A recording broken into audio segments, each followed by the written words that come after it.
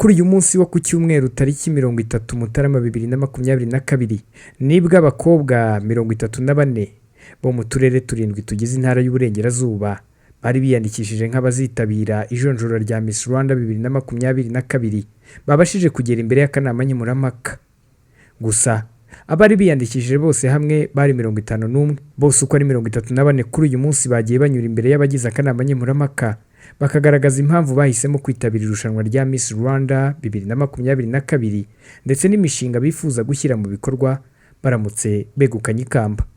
Akanama nkemurampaka kuri uyu munsi nabwo kari kagizwe na Mutesi Jolly, Umurerwa Eveline ndetse na Munyaneza James, kaje ndetse no kwemeza ko abakobwa 9 aribo batsindiye guhagararira Intara y'Uburengerazuba muri Miss Rwanda 2022. Ahagana ku isaa 10:20 nibwo abagize akanama nkemurampaka bagiye kwiherera ndetse habaho kubarura amajwi, nyuma baza gutangaza abakobwa babashije gukomeza mu kindi cyiciro.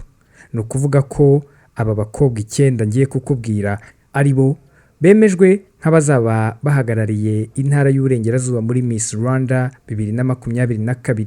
Uwa mbere yari Isaro Nadia wari wambaye nimero 4, Kazeneza Marie Merci wari wambaye nimero 17, Mwiza Amelia wari wambaye nimero 32, Stella Matutina Murekatete wari wambaye nimero 15, Muringa Jessica wari wambaye nimero 21, Keza Mauritia wari wambaye nimero 2, Uwaje neza Peggy wari wambaye nimero 3, Nshuti Divine Muheto wari wambaye nimero 6 ndetse na Nshuti Divine Muheto wari wambaye nimero 6.